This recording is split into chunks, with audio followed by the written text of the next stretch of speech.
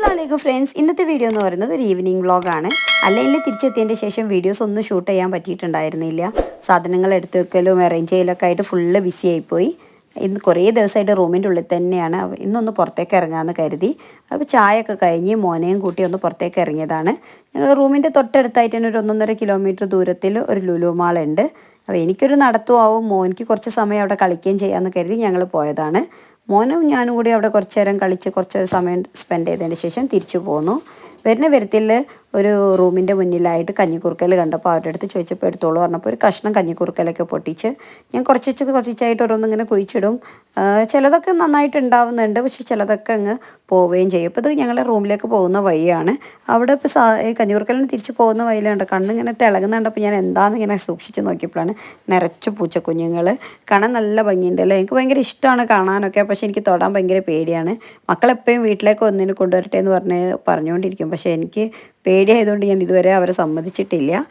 വന്ന പാടെ തന്നെ ഞാൻ ഈ കഞ്ഞിക്കുറുക്കലൊക്കെ കുഴിച്ചിട്ട് പിന്നെ തെമ്മൂലൊരു സാധനം ഞങ്ങൾ ഓർഡർ ചെയ്തിട്ടുണ്ടായിരുന്നു.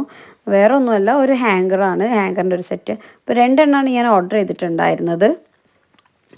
അപ്പോൾ ആദ്യമായിട്ടാണ് ഞാൻ തെമ്മൂല ഓർഡർ ചെയ്യുന്നത്. അപ്പോൾ ക്വാളിറ്റി എന്താ എങ്ങനെയാണെന്നൊന്നും എനിക്ക് അറിയാത്തതുകൊണ്ട് ഞാൻ കൂടുതൽ സാധനങ്ങളൊന്നും പർച്ചേസ് ചെയ്തിട്ടില്ല. ഇത് നല്ല കുഴപ്പമില്ല, അത്യാവശ്യം നല്ല ക്വാളിറ്റിയൊക്കെ ഉണ്ട്, നല്ല യൂസ്ഫുള്ളാണ്. നമുക്ക് ഒരുപാട് സ്പേസ് ഒന്നും നഷ്ടപ്പെടാത്ത രീതിയിൽ തന്നെ സാധനങ്ങൾ നമുക്ക് അറേഞ്ച് ചെയ്യാൻ പറ്റും. അപ്പോൾ ഞാനിത് ഷോള് ഇട്ട് വയ്ക്കാൻ വേണ്ടിയിട്ടാണ് കാര്യമായിട്ട് ഇത് വാങ്ങിയിട്ടുണ്ടായിരുന്നത്. അപ്പം നല്ല സ്പേസ് ഒന്നും നഷ്ടമാവാതെ നമ്മൾ ഇസ്തിരിയൊക്കെ ഇട്ട് കഴിഞ്ഞാൽ തന്നെ അധികം ചുളിയാതെ തന്നെ നമുക്കിതിൽ അറേഞ്ച് ചെയ്ത് വെക്കാൻ പറ്റും.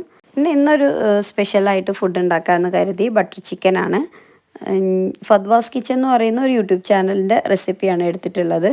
ഫദ്വാസ് കിച്ചൻ്റെ നല്ല അടിപൊളി റെസിപ്പീസാണ് കേട്ടോ. ഞാൻ ട്രൈ ചെയ്തിടത്തോളമൊക്കെ ഒരുവിധമൊക്കെ നല്ല ടേസ്റ്റി ആയിട്ടുള്ള ഫുഡ് തന്നെയാണ് ഉണ്ടായിരുന്നത്. ഇതും ശരിക്കും നല്ല അടിപൊളിയായിരുന്നു. ഞാൻ ഫസ്റ്റ് ട്രൈ ചെയ്തത് തന്നെ ശരിക്കും നമ്മൾ റെസ്റ്റോറൻറ്റിനേക്കാൾ അടിപൊളിയായിട്ട് തന്നെ കിട്ടിയിട്ടുണ്ടായിരുന്നു. നല്ല സൂപ്പർ ടേസ്റ്റി ആയിരുന്നു. എനിക്ക് ഭയങ്കരമായിട്ട് ഇഷ്ടമായി. വളരെ സിമ്പിളുമാണ്. ഞാൻ വെച്ച് ഭയങ്കര ബുദ്ധിമുട്ടായിരിക്കും എന്നൊക്കെ കരുതി, പക്ഷേ ഇല്ല, നല്ല ഈസിയുമാണ്. നമ്മൾ പെട്ടെന്ന് തന്നെ ഉണ്ടാക്കിയെടുക്കാനും പറ്റുന്ന ടൈപ്പ് ഒരു റെസിപ്പിയാണ്. മസ്റ്റായിട്ടൊന്ന് ട്രൈ ചെയ്യേണ്ട ഒരു റെസിപ്പി തന്നെയാണ്. എനിക്ക് ഭയങ്കരമായിട്ട് ഇഷ്ടമായി. അപ്പോൾ ഇതിൻ്റെ കൂടെ ഞാൻ കണ്ണച്ചത്തിരി, ഞങ്ങളുടെ നാട്ടിൽ കണ്ണച്ചത്തിരി എന്ന് പറയും, മൈദ വെച്ചിട്ട് മടക്കിയിട്ടുള്ള പത്തിരിയാണ് ഉണ്ടായിരുന്നത്, കോമ്പിനേഷനായിട്ട് ഉണ്ടാക്കുന്നത്. ചെയ്യാൻ ഭയങ്കര ഇഷ്ടവും എന്നാൽ ഭയങ്കര മടിയുള്ള കുറച്ച് കാര്യങ്ങളുണ്ട്. അതിലൊന്നാണ് ഈ കാലിഗ്രാഫി എന്ന് പറയുന്നത്. അപ്പോൾ ഇന്ന് ചെറിയ രീതിയിൽ അതൊന്ന് രണ്ടാമത് റീസ്റ്റാർട്ട് ചെയ്യാമെന്ന് കരുതി. അപ്പോൾ ഇനിയുള്ള വിശേഷങ്ങളുമായി നെക്സ്റ്റ് വീഡിയോയിൽ കാണാം. അതുവരെ എല്ലാവർക്കും ബൈ.